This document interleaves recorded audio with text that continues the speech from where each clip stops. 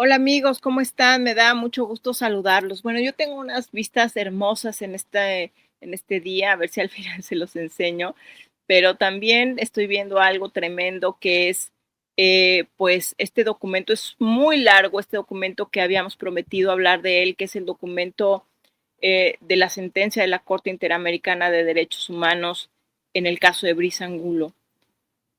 Para todos los que queremos aprender, entender y que no queremos que nos puedan llenar la cabeza de información que no tiene pies ni cabeza, es importante porque a través de este estudio, de este caso, también podemos entender pues los hechos que están ocurriendo hoy también en México, ¿no? Es muy larga, no sé cómo le vamos a hacer, pero vamos a empezar con una parte del día de hoy y ustedes me dicen si quieren que sigamos platicando. Voy a presentárselas. Bueno, aquí yo voy en la página 29 de 113, ha dado los pormenores, ha explicado todas las violaciones a los derechos humanos que Brisa sufrió. Ahorita creo que voy a regresar a esa parte, pero vamos a leer un poco de los pormenores, ¿no? Dice la repetida bio y agresión íntima sufrida por Brisa de Angulo. Brisa fue torturada y agredida íntimamente, repetidamente en Cochabamba, Bolivia, entre 2001 y 2002, cuando tenía 16 años. Después de denunciar los delitos a las autoridades bolivianas, sufrió años de revictimización por parte de la policía, los y las fiscales, la judicatura y el personal médico de Bolivia, incluyendo 2 exámenes físicos crueles, interrogatorios orales duros e insultantes, evaluaciones psicológicas repetidas, múltiples actuaciones en las que ella se sintió ser la juzgada en lugar del acusado, abusos, acoso continuo por parte de su atacante y la familia durante estos juicios, durante los juicios sin la protección adecuada o salvaguardia de las autoridades. El maltrato que Brisa sufrió a manos de las autoridades judiciales es verdaderamente apaleador y alcanza el nivel de violencia institucional y de trato inhumano y degradante. Aquí lo dice también atrás, déjenme ver si ahorita me regreso, porque dice que, por ejemplo, le hacen un estudio, un peritaje físico enfrente de 5 estudiantes, ¿no? Imagínense, aquí vamos a experimentar con la adolescente para que ustedes aprendan. Al cabo, solo se tiene que quitar la ropa y someterse a un examen a ver si abusaron de ella o no. Imagínense ustedes nada más, qué locura. Pero luego cuando se reinicia el juicio 6 años después, le vuelven a hacer el estudio físico. Fíjense ustedes nada más como que esperaban encontrar 6 años después. O sea, vean más el nivel de absurdo. También explica que le quemaron su casa, que la intentaron secuestrar, que la amenazaron, ya saben, de desvivir. Todo eso lo explica aquí en el documento, se los voy a ir leyendo en otro momento, pero vamos a seguir aquí. Ella ha soportado el trauma de casi 20 años de un proceso legal caótico, discriminatorio y a menudo cruel, ya que el sistema judicial boliviano manejó de forma inadecuada tanto el enjuiciamiento del perpetrador como la aplicación de medidas cautelares que no aseguraron la presencia del acusado en el tercer juicio. No, mire, hay tercer juicio, fíjese usted, tres juicios para la misma causa. Estamos locos de verdad. Como resultado de esos errores, Brisa se vio obligada a participar en 2 largos y hostiles juicios que produjeron veredictos que posteriormente fueron revocados tras largos procesos de apelación. Se proclamó el tercer juicio en 2007, pero no se ha llevado a cabo porque el perpetrador, que no estaba detenido y sin medidas cautelares, huyó de Bolivia para evitar dicho juicio. Como resultado de este largo y abusivo proceso, el perpetrador sigue en libertad hoy en día. Más de 18 años después de las violaciones y ataques sexuales que sufrió Brisa cuando era niña. La mala gestión de su caso Es el resultado de deficiencias sistémicas del sistema legal y de justicia boliviana e ilustra las violaciones de derechos humanos experimentadas por niñas y adolescentes en Bolivia, por supuesto en México y en tantos países hoy en día. Dice, Brisa se mudó a Cochabamba, Bolivia, cuando tenía 2 años con sus padres y hermanos. Los padres de Brisa eran trabajadores humanitarios que se dedicaban a servir a los pobres y desamparados. Debido a la naturaleza del trabajo de sus padres en las comunidades rurales, Brisa y sus hermanos fueron educados en casa. Su familia era increíblemente unida y como la tercera de 5 hermanos, Brisa compartía relaciones especiales con sus 2 hermanas menores y sus 2 hermanos mayores. Brisa y sus hermanos estaban profundamente involucrados en los proyectos comunitarios que sus padres desarrollaron. En particular, Brisa se ofreció como profesora en su escuela rural y fue voluntaria en un programa de ayuda a los ancianos. Cuando Brisa tenía 15 años, sus queridos hermanos mayores se mudaron a Estados Unidos. Unos días después, su primo hermano de 26 años, de nacionalidad colombiana, se mudó a la casa para ser voluntario en la organización en la que trabajaban los padres de Brisa. Estaba muy atento a Brisa y a sus hermanas menores, pero especialmente a Brisa. Ella empezó a ver a su primo como el que desempeñaba el papel que antes tenían sus hermanos. Desafortunadamente, la vida de Brisa se deterioró muy rápidamente debido a los ataques de este hombre que tiene su nombre tapado. Este comenzó a aislar a Brisa de sus amigos y otros miembros de su familia hasta que ella se dedicó solo a las actividades e intereses de él. Se volvió retraída, dependiente de él. El primer caso de agresión íntima se produjo en septiembre del 2001, cuando Brisa y este hombre pelearon juguetonamente en la casa. Él comenzó a acariciar subrepticiamente sus pechos, sus glúteos y sus partes íntimas. Brisa le dijo que se detuviera y que no le gustaba la forma en que la tocaba. Él avergonzó a Brisa por haber pensado que lo que hizo estuvo mal y que fue intencional más que accidental. Esto hizo que Brisa invalidara cualquier sentimiento futuro de maldad de su parte y que se reprendiera a sí misma por pensar mal de su primo adulto. Pero desafortunadamente esta fue la primera de más ataques atroces que vendrían en el futuro. Los ataques sexuales se intensificaron cuando Brisa intentó proteger a sus hermanas menores y a su prima de 4 años de este sujeto. Una noche, este hombre luchó juguetonamente con las hermanas menores de Brisa de la misma manera que lo había hecho con ella anteriormente. Y este hombre puso a su pequeña prima en su regazo después de levantarle la falda. Luego convenció a las niñas para que durmieran en la cama con él. Para proteger a sus hermanas y primas, Brisa se colocó entre ellas y este hombre. Él volvió a acariciar los pechos y los glúteos y le sondeó pues sus partes íntimas y le dijo que si no hubiera estado allí esa noche, le habría hecho lo mismo a sus hermanas y prima. Al día siguiente, cuando ella se negó a hablar con él tiró a Brisa al suelo y la agarró a patadas y puñetazos. Los ataques íntimos nocturnos continuaron. Él le dijo a Brisa que ella fue la que lo buscó y que si se los decía a sus padres, él insistiría en que ella lo había seducido. Como ya hemos dicho, y si fuera así, ¿en qué cambia el delito? Absolutamente nada. Otra noche este sujeto atrajo a Brisa a su dormitorio, la agarró bruscamente, le dijo que se subiera a la cama, le quitó los pantalones, la ropa interior y hubo esta agresión íntima. Después, Brisa vomitó violentamente. Él le dijo que si le contaba a sus padres la agresión, los destruiría descubrir que su hija era promiscua y la vergüenza los obligaría a abandonar su trabajo caritativo en la comunidad de Cochabamba. A partir de ese momento, asegurado del silencio de Brisa, este hombre continuó haciendo todas estas agresiones, en ocasiones todos los días. Durante este tiempo, debido a la cultura del silencio que existe en torno a esta violación incestuosa, Brisa ni siquiera era consciente del hecho de que las acciones de su primo eran, de hecho, un delito que debía ser castigado por la ley. Mientras las continuaban, Brisa protegió a sus hermanas de este hombre. Y cuando este hombre convenció a los padres de Brisa de que le dejaran dormir en el dormitorio de las niñas, afirmando tener una lesión en el pie que le impidió subir a su desván, Brisa durmió en un saco de dormir en el suelo, pero aún así este hombre abusó repetidamente de ella cada noche durante este tiempo. Una noche, este hombre se acercó a la cama de una de sus hermanas. Ella le rogó que dejara a su hermana en paz. Cuando él le preguntó, ¿así que lo quieres? Brisa dijo que sí. Desde entonces, este hombre le dijo a Brisa que ella quería estas agresiones, que ella quería que la vio. Durante los siguientes 8 meses, este hombre siguió agrediendo a Brisa todos los días, prácticamente, incluso varias veces al día.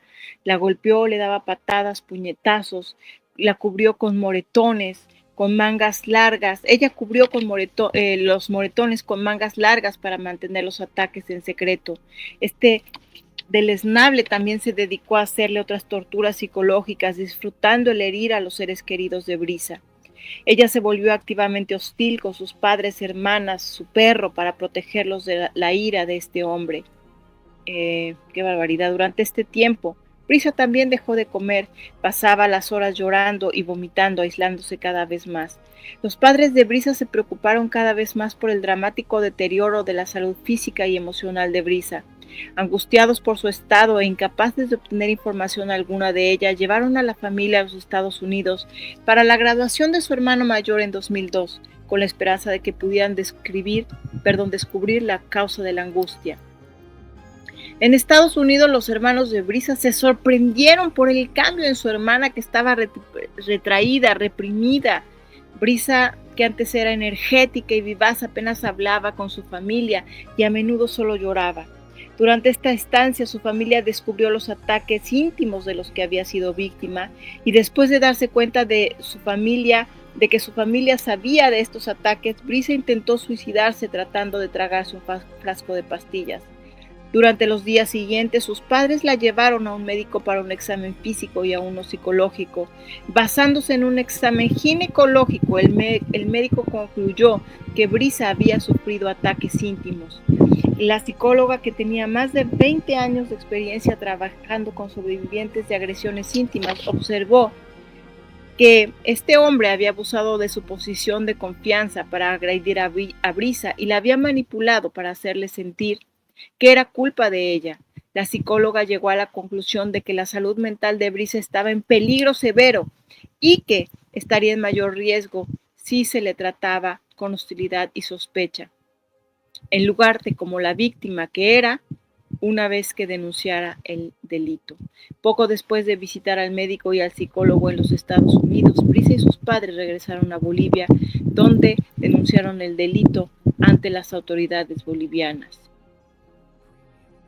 Bueno, y vamos a regresar a esta parte, a algunas de las partes originales, bueno, a las primeras partes de este documento, donde dice que fue en 2001 y 2002 cuando Brisa fue atacada íntimamente de manera repetida y torturada por su primo adulto en Bolivia.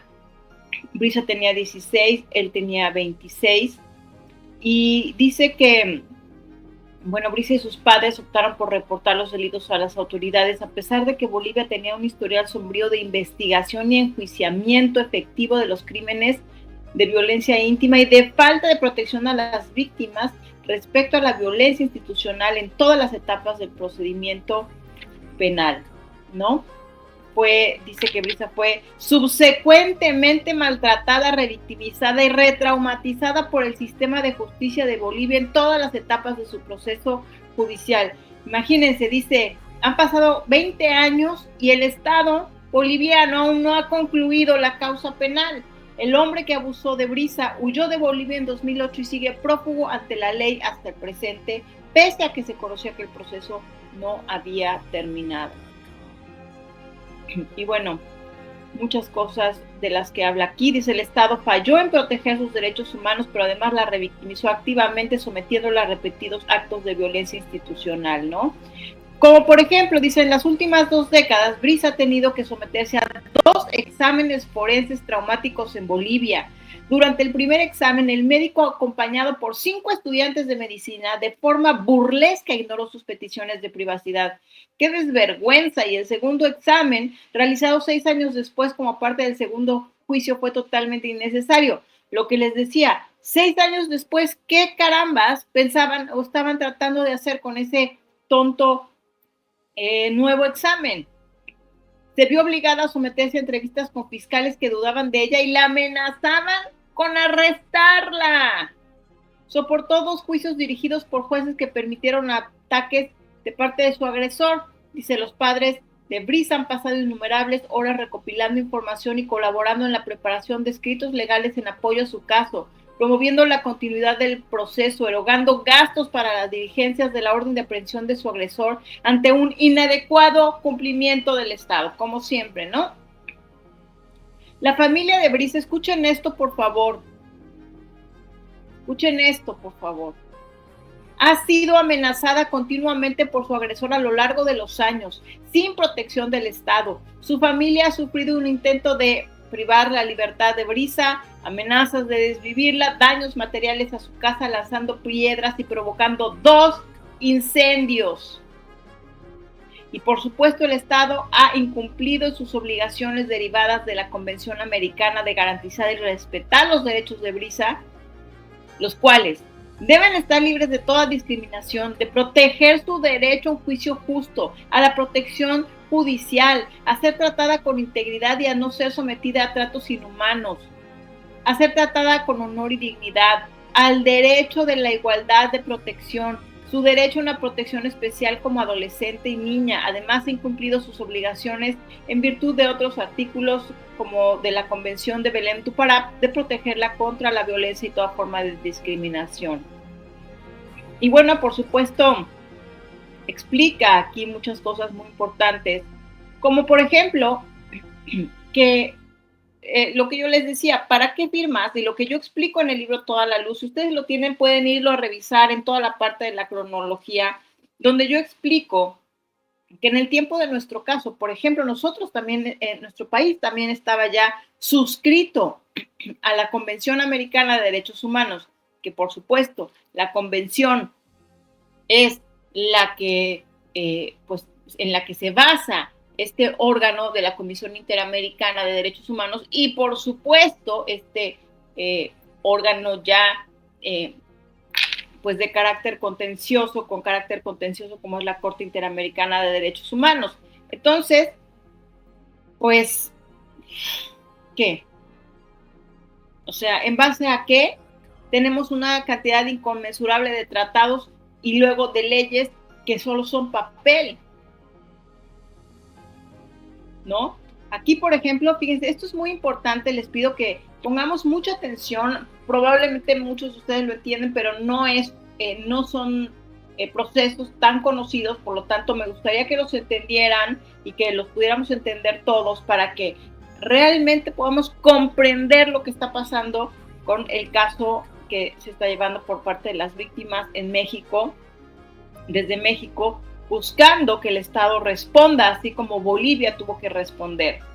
Fíjense, dice aquí que el 20 de enero del 2012, Brisa presentó una petición a la Comisión Interamericana de Derechos Humanos en la que alegó que Bolivia era intencionalmente responsable del daño que sufrió por no haberla protegido de la violencia íntima, ni haber investigado y castigado los hechos que sufrió cuando era niña. Entonces, primero el caso llega a la comisión, ¿ok?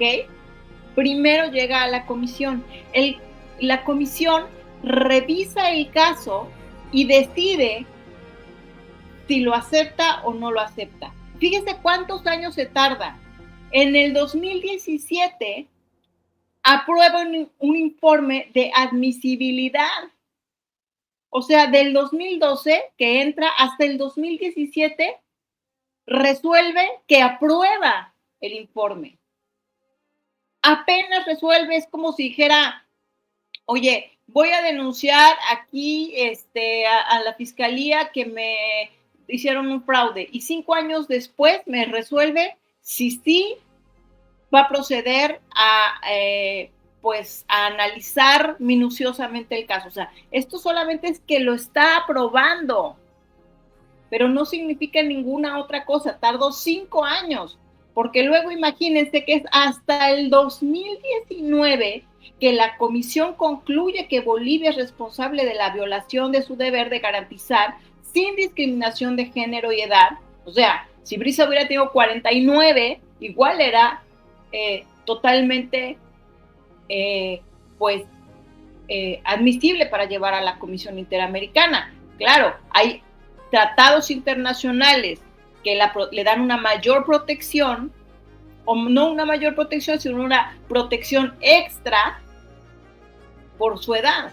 Pero aquí dice claramente, sin discriminación de género y edad, el derecho de acceso a la justicia. ¿Cómo? ¿Qué no se supone que el derecho de acceso a la justicia es algo terrible? Que no, pues no, fíjense, esto no es así. Entonces, pues, bueno. Entonces, el 17 de julio del 2020, la comisión notifica a Brisa que había remitido el caso a la Corte. Entonces, recordemos esto. Y ahorita no estamos viendo cuándo la Corte sentencia, porque primero en el 2012 se presenta, es hasta el 2017 que la comisión lo admite, y es hasta el 2019 que la comisión notifica que sí va a ir a la Corte. Eso quiere decir que es hasta 7 años después,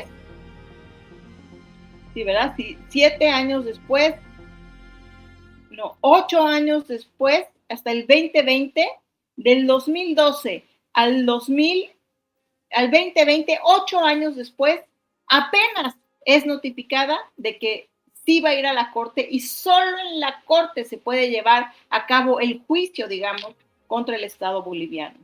Entonces es importante entender cómo funcionan estos procesos, porque si no, pues imagínense ustedes.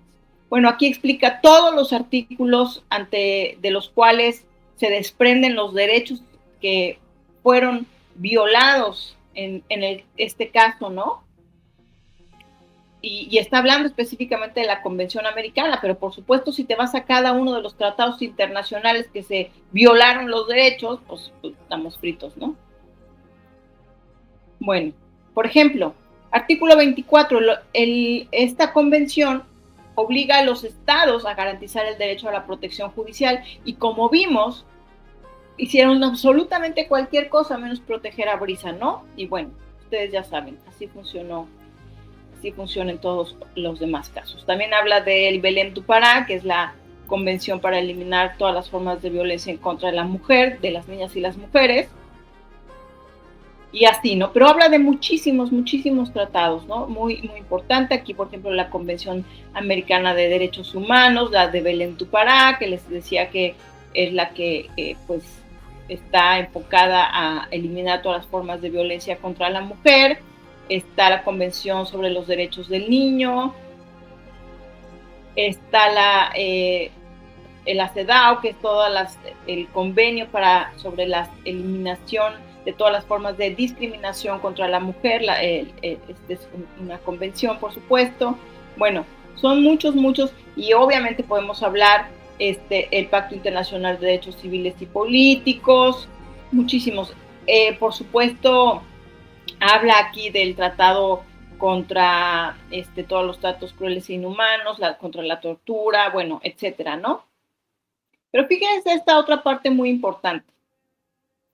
Bolivia señaló que se ha visto que aunque con defectos existen leyes, pero no cumplen ante la ausencia de mecanismos coercitivos y de sanción para este incumplimiento, el casi total desconocimiento de la población y de las mismas autoridades de lo que mandan dichas leyes y de la misma convención, y la falta de voluntad política para ello. Lo reconoce. ¿Eso le va a devolver algo a Brisa de todo lo que ha sufrido y a sus papás? No, pero qué importante que tenga un reconocimiento. Oye, y encima, como ustedes saben, pues ahora ya ella es la demandada o denunciada, no sé, en Colombia, porque aparentemente ella es la que la difama y lo difama al pobre señor y lo injuria, porque ya saben, pues Brisa y sus papás no tenían nada que hacer por más de 20 años más que alegar un caso que no existe, ¿verdad? Aquí describe Bolivia todas las preciosísimas leyes que tiene para este tema, pero pues reconoce que no sirven absolutamente de nada porque ni siquiera hay voluntad política. Al día de hoy Bolivia sigue sin garantizar protección, que además, pues fíjense ustedes, ya está sentenciado Bolivia y da exactamente lo mismo porque nadie lo ha extraditado. cuando saben perfectamente en dónde está, porque, pues óigame, si la tiene demandada, pero están haciendo artimañas, artilugios legales sus abogados para que esto se vaya perdiendo en el tiempo. Entonces, bueno, amigos, pues hay mucho por hablar sobre esto, ¿no? Dice, ella ha soportado el trauma de casi 20 años de un proceso legal caótico, discriminatorio, cruel, ya que el sistema judicial boliviano manejó de forma inadecuada tanto el enjuiciamiento del perpetrador como las medidas cautelares, que no aseguraron la presencia del acusado en el tercer juicio. Bueno, pues ¿para qué? ¿Para qué, no? Aquí, por ejemplo, explica también a lo que se dedican sus papás, se dedicaban, no sé si todavía a las labores humanitarias, ¿no? Y bueno,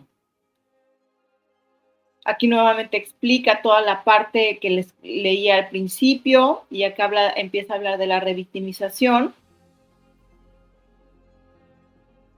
Pero bueno, ustedes ya me irán diciendo si vamos avanzando y qué hacemos, ¿no? Yo lo voy a seguir leyendo, pero bueno, pues imagínense, apenas vamos en la página 33 de 113, voy a tratar de sacar algunos detalles específicos, pero pues yo creo que esto nos da un poco de información. Vamos a avanzar, en seguir aprendiendo, en seguir teniendo conocimiento, en no ser sabios en nuestra propia opinión. Pero fíjense, una cosa que también me impacta, dice que en uno de los exámenes forenses que se realizó el 31 de julio, o sea, más de un mes después de que este señor abusara por última vez a Brisa, o sea, más de un mes después, ¿no? Dice que fue una experiencia insoportable para Brisa, que fue cuando pasó lo de los 5 estudiantes de medicina varones que acompañaron al médico, pues, examinador, ¿no? Y que cuando le pidió que se quitara toda su ropita, bueno, su ropita de abajo, sus pantalones, y ella se asustó, fíjate, dice que le dijeron, apúrate, no tenemos todo el día. Imagínense. Le llamaron ridícula. Los estudiantes de medicina le abrieron las piernas a la fuerza mientras el doctor le examinaba y Brisa lloró todo el examen. Bueno, está para llorar. Y bueno, amigos, díganme por favor si les sirvió este primer adelanto del caso de Brisa de Angulo, si quieren que lo sigamos leyendo, si quieren que sigamos aprendiendo. Y pues si es así, les haré una segunda parte. Y me interesa mucho que me digan si entendieron o me di a entender o si les fue revelador o si les dio información nueva, relevante, importante sobre cómo funciona el tema de la Comisión Interamericana y la Corte Interamericana y cómo son los tiempos, para que, les digo y repito, no nos confundamos porque estos temas son históricos y tenemos que ser preparados para que no nos digan de repente por ahí cosas que no, o para que nosotros podamos transmitir información a otras personas de una manera pues sabia, ¿no? Bueno, amigos, gracias. Oigan, ¿qué les parece si nos despedimos con una de las hermosas canciones que nos han hecho favor nuestros queridos amigos déjenme ver cuál tengo a la mano?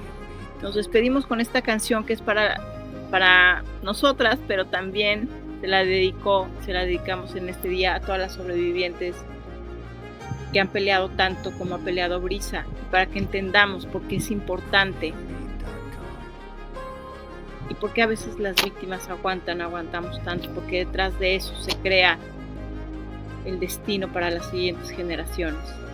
Les mando un abrazo y los quiero.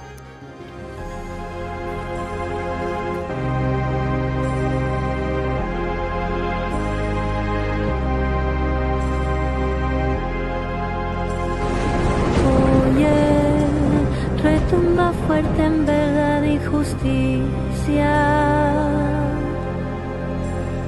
Sus pasos resuenan, corazones remiendan. Ya no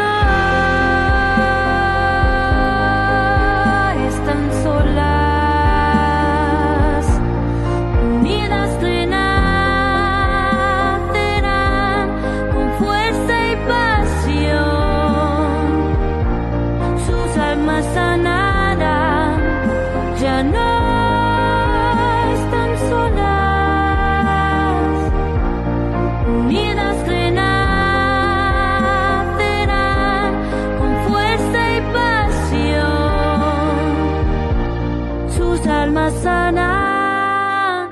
si fueron juzgadas por nuestros ancestros o nosotros mismos pedimos perdón, sanándolas con